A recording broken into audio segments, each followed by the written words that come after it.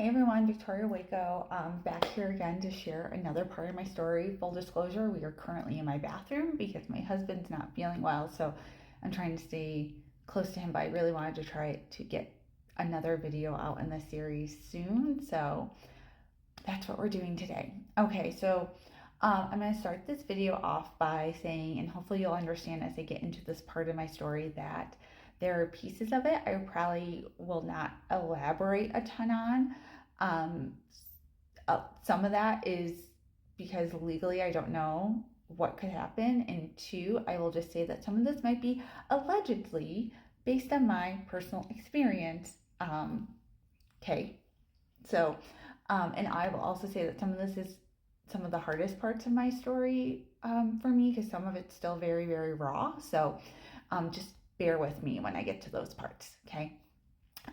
So recap, I've talked a lot about my mom. I haven't talked a lot about my dad. So my mom and dad were not together when I was born.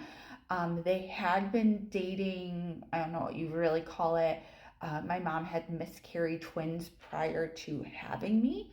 And she originally thought she would not be able to have any more children. And then lo and behold, I am conceived, and then started a lot more of the craziness of my life. Again, as much as there was a system around my mom, there was definitely systems around my dad too, that very unhealthy systems that were in place. And they very much were kind of set up even before I was born, quite honestly.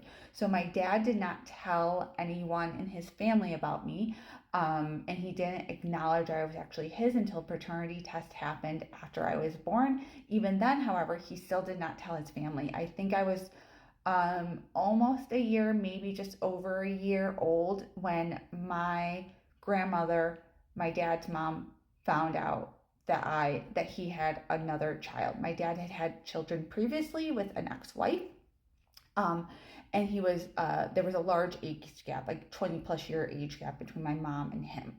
And so I actually technically have half siblings who are older than me, to the point where I have nieces and nephews who are older than me. Okay, just to get the dynamic down.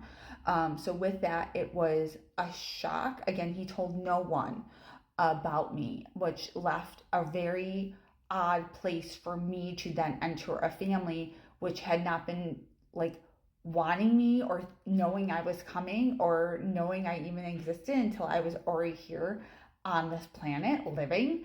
And that set up really, really bad dynamics just from the start about people's opinions and thoughts on me within that family structure. And unfortunately, those lasted until today. They're still in place. It's part of the reason why I'm very much disconnected from a lot of my um, biological family members. And it's and I've come with years of therapy and years of understanding situations to realize that of no fault of my own is the situation the way it is. I was definitely just the easiest scapegoat, that I did not belong because I did not fit in to the structure that had been preconceived already. With that said, not everyone, I don't know if it'll be this video or a separate video about my wedding. I will talk about someone who is very, very near and dear to me. Like, not every family member in that structure didn't accept me. I'm very, very grateful for the ones who did and have. But yeah, it just created a very odd structure and put me in very odd situations growing up pretty much always, because again, I grew up in structures where things weren't explained to me because I was not the primary, most important person in those systems. My thoughts and feelings were not the first things considered, if at all considered, many a time. So one of my classic stories is I was around 4, maybe 5 when this happened. And it was during summer break, and I was actually at like a city like splash pad like pool thing with my mom and friends and like playing. And I was told, okay, you have to go get ready because you're gonna go meet your siblings.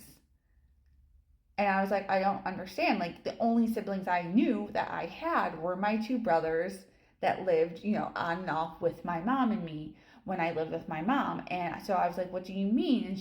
And she's like, well, your dad's daughter or whoever it was, I think they were all here at that point. And I never had heard about them. I had never interacted with them. I had no anything and I was just dropped off at my dad's house to meet these people who I didn't even know how old they were, right? Like I'm thinking I have like my brothers were like 6, 8 years older than me, and I'm like, and these are fully grown adults who are not excited about meeting me whatsoever, which again made very, very weird dynamics. And as a child who has experienced trauma and lived basically on eggshells most of the time, not sure what environment I was going to be in, I just very quickly understood that I didn't belong there. Um, and sadly, that persisted pretty much my whole life, was just that like feeling. And I was never set up in a way to succeed in those situations. And truthfully, because the structure wouldn't allow me to succeed in those situations. So that was just a very, very common part of growing up. And it's interesting because I hear stories from other people who observed this system, kind of more from the outside than inside it, who also always, like, from a very early on was like, this was so weird. One of my best friends through school, who I like love to this day, even at one point we were talking after my father passed, and she being like, I remember how weird that was, even as a kid being around it, thinking how weird it was. And a lot of that too had to deal with my dad in that situation. So my dad had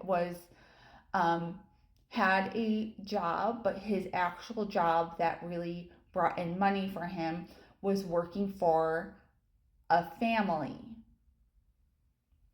And my dad helped facilitate a group of people to take bets, and he oversaw this group of people to take bets for a family in the area where I lived and grew up.